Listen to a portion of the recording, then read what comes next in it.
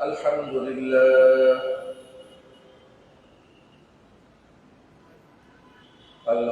لله نحمده ونستعينه ونستغفره ونؤمن به ونتوكل عليه ونعوذ بالله من شرور أنفسنا ومن سيئات أعمالنا من يهده الله فلا مضل له ومن يضلله فلا هادي له ونشهد أن لا إله إلا الله وحده لا شريك له ونشهد أن سيدنا ونبينا وحبيبنا وشفيعنا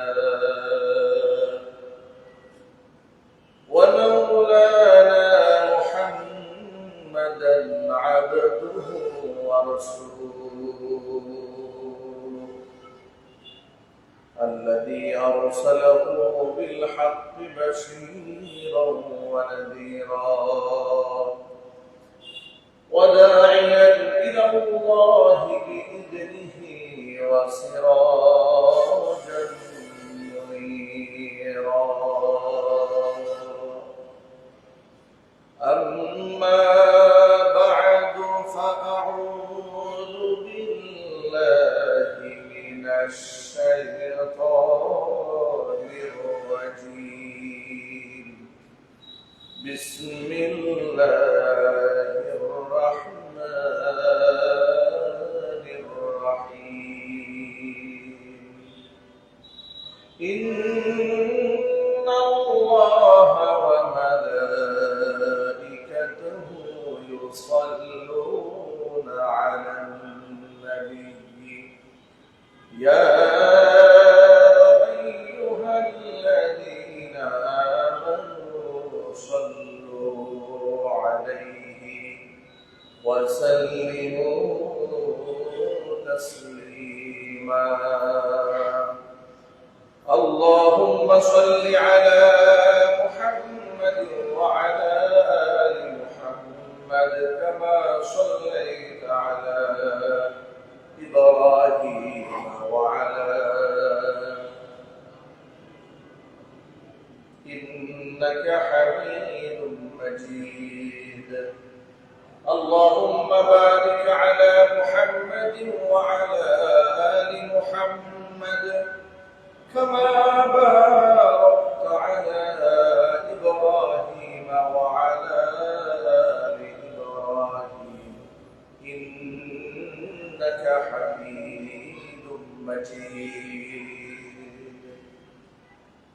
মহান আল্লাহ রাব্বুল আলামিনের দরবারে আলিশানে লাখো কোটি শুকরিয়া আদায় করছি যে মহান মনিব তার মহান হুকুম জুমার নামাজ আদায় করার লক্ষ্যে আমাদেরকে যথাসময়ে তার ঘরে উপস্থিত হওয়ার তৌফিক দান করেছেন।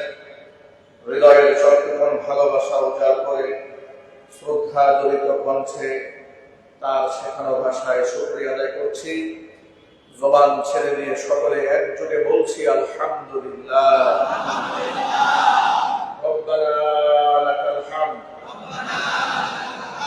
حمدا كثيرا طيبا مباركا فيه يا ربي لك الحمد كما ينبغي لجلال وجهك وعظيم سلطانك মহান আল্লাহ রাব্বুল আলামিন আমাদের জুমার নামাজকে কবুল করুন। আমিন। আমাদের জিন্দেগীর গুনাহ খাতা আল্লাহ তাআলা মাফ করে দিন। আমিন। হাজী মোহর খানের কবরটাকে আল্লাহ পাক বেহেশতের বাগান বানিয়ে দিন। আমিন। ওয়াকফ স্টেট কেন্দ্রীয় জামে মসজিদকে আল্লাহ তাআলা কিয়ামত পর্যন্ত কবুল করুন। আমিন। মসজিদের সমস্ত হাজাত আল্লাহ রাব্বুল আলামিন তার গায়বী খাজানা থেকে মিটিয়ে দিন। আমিন। সর্বোপরি কাল কিয়ামতের কঠিন ময়দানে আজকের ইবাদত আল্লাহ তাআলা আমাদের সকলের নাজাতের জারিয়া হিসেবে কবুল করুন। রবিউল আউয়াল মাস চলমান। নবী করিম সাল্লাল্লাহু আলাইহি ওয়াসাল্লাম এই মাসে পৃথিবীতে আগমন করেছেন।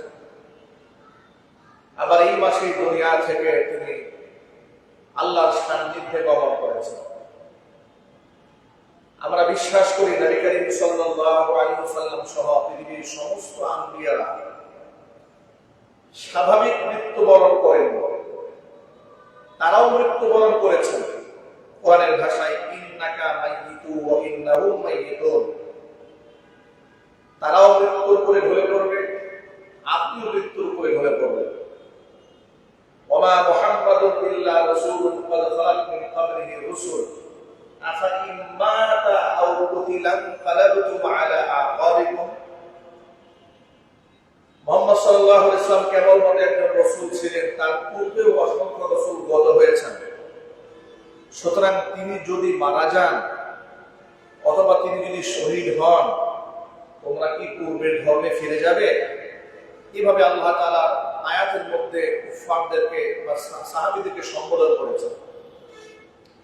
প্রশ্ন হলো, যদি তিনি মারা নাই যান, তাহলে আল্লাহ তাআলা মাতা এই শব্দগুলো নবীর সামনে কেন ব্যবহার করেছেন? মূল প্রতিপাদ্য বিষয় হচ্ছে পৃথিবী থেকে বিদায় হওয়ার যে মৃত্যু, সেটা মানুষ হিসেবে সমস্ত নবী রাসূলের হয়েছে। কোরআনের আয়াত দিয়ে আল্লাহ তাআলা এটাই বুঝিয়েছেন, পৃথিবীতে কেউ চিরঞ্জীব নয়, মৃত্যুর স্বাদ সকলকে আস্বাদন করতে হবে। কুল্লু নাফসিন যায়িকাতুল মাউত, প্রত্যেককে মৃত্যুর করে ঝরে পড়তে হবে। কিন্তু স্বাভাবিক মানুষ যারা, সাধারণ মানুষ যারা, সাধারণ ঈমানদার হোক কিভাবে ঈমান হোক, তাকে কবরে শোয়ানোর পরে মাটির সাথে মিশে যায়, হাড্ডি সার হয়ে যায়। মাটির সাথে মিশে যাওয়া হাড্ডি সার হয়ে যাওয়ার পরেও কিন্তু এক শ্রেণীর মৃত ব্যক্তিদেরকে মৃত বলতে আল্লাহ নিষেধ করেছে। তারা কারা বলুন তো? সবাই বলুন, একেবারে খুব সহজ আছে, তারা হচ্ছে শহীদ। তারা কি? শহীদদেরকে আল্লাহর পরে যারা জীবন দিয়ে শহীদ হয়েছে তাদেরকে মৃত বলতে আল্লাহ কোরআনে নিষেধ করেছেন, ধারণাও করতে নিষেধ করেছেন। ধারণাও করে যে তারা মৃত্যুবরণ করেছে, বাল আহইয়াউন, বরং তারা জীবিত।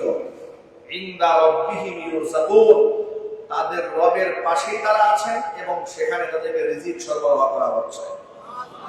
চিৎকার দিয়ে বলো সুবহানাল্লাহ। সুতরাং যেখানে দুনিয়া থেকে তারা মৃত্যুবরণ করলেন কিন্তু আবার তারা মৃত নয়, অনুরূপ ভাবে নবী রাসূলগণ দুনিয়া থেকে মানুষ হিসেবে তাদের মৃত্যু হয়েছে, কিন্তু সাধারণ মানুষের মতো তাদের কবর জীবন নয়। তাদের কবরের জীবনটা কেমন? নবী করিম সাল্লাল্লাহু আলাইহি ওয়াসাল্লাম বলেছেন, আল আমবিয়াউ আহইয়াউন ফি কুবুরিহিম ইউসাল্লুন। পৃথিবীর সমস্ত নবীদেরকে আল্লাহ তাআলা কবরের মধ্যে তার বিশেষ প্রক্রিয়ায় জীবিত রেখেছেন। ইউসাল্লুন, তারা কবরের মধ্যে সেখানে রবের সামনে নামাজ আদায় করছে। নবী রাসূলগণ কবরের মধ্যে কি করছেন? নামাজ পড়ছেন। ইউসাল্লুন। নবী করিম সাল্লাল্লাহু আলাইহি ওয়াসাল্লাম মিরাজ রজনীতে মক্কা থেকে যখন তিনি মসজিদে আকসায় গমন করেছেন, তখন তিনি মসজিদে আকসার সীমানায় নবী মুসা কালিমুল্লাহ যেখানে তাকে কবরস্থ করা হয়েছে, নবী মুসা কালিমুল্লাহর কবর কিন্তু মিশরে নয়, নবী মুসা কালিমুল্লাহর কবর কিন্তু ইরানে নয়, ইরাকে নয়, সৌদি আরবে নয়। মুসা কালিমুল্লাহর কবর হয়েছে মসজিদে আকসার চত্বরে, পবিত্র ভূমিতে। জোরে বলেন সুবহানাল্লাহ। আল্লাহ নবী সাল্লাল্লাহু আলাইহি ওয়াসাল্লাম বলেছেন, আমি যেদিন মিরাজ রজনীতে মক্কা ছেড়ে হিজরত করে ইসরা করে মসজিদে আকসায় গমন করেছি, আমি আমার ভাই নবী মুসা কালিমুল্লাহকে তার কবরের মধ্যে নামাজ আদায় করতে দেখেছি। ও সাহাবীরা, আমি যদি এই মুহূর্তে তোমাদেরকে সেখানে নিয়ে যেতে পারতাম, তাহলে আঙ্গুল দিয়ে দেখাতে পারতাম এই যে আমার ভাই নবী মুসা কালিমুল্লাহ এখানে নামাজ পড়ছেন। চিৎকার দিয়ে বলেন সুবহানাল্লাহ। সুতরাং আমি এই কয়েকটা হাদিস আর আয়াতের ছোট্ট কিছু অংশ লম্বা বিশ্লেষণ না করে শুধু মোটা দাগের কথাটা বুঝিয়ে দিলাম। মানুষ হিসেবে পৃথিবীর সমস্ত আম্বিয়ারা দুনিয়া থেকে বিদায় হয়েছে, এই জন্য তাদের ক্ষেত্রে মৃত্যু শব্দ ব্যবহার করা হয়েছে। অনুরূপ ভাবে মৃত্যুবরণ করার পরেও মানুষ জীবিত থাকে, এটা আল্লাহ পাকের আয়াত দ্বারাই প্রমাণিত। যেমন আল্লাহ তাআলা শহীদদেরকে মৃত বলতে বারণ করেছে, বরং তারা জীবিত আছে বলে একাধিক আয়াতে ঘোষণা করেছে। শহীদদের মর্যাদার উপরেও আল্লাহ রাব্বুল আলামিন তার নবীদের মর্যাদা দান করেছেন। সেই নবীরা শহীদরা তো পৃথিবীতে ছিলেন, তারা মানুষ হওয়ার কারণে তাদের গুনাহ হয়েছে, ত্রুটি বিচ্যুতি হয়েছে, কিন্তু শাহাদাতের বিনিময়ে আল্লাহ সব মাফ করে দিয়েছেন।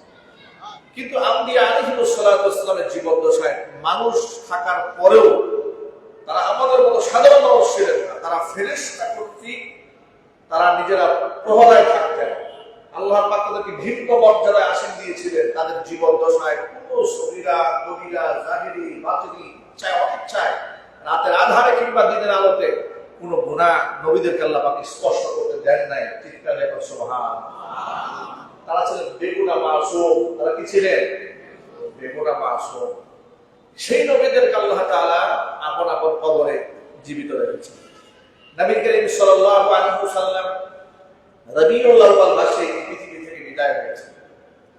এই জন্য এই বছরটা, এই মাসটা রবিউল আউয়াল যেমন মুসলমানদের কাছে এক দৃষ্টি থেকে আনন্দের, আবার আরেক দৃষ্টিতে এটা বেদনা। ঠিক কিনা বলেন? দুঃখজনক বাস্তবতা। নবী করিম সাল্লাল্লাহু আলাইহি ওয়াসাল্লামের জন্মদিবস উপলক্ষে বাংলাদেশ সহ গোটা উপমহাদেশে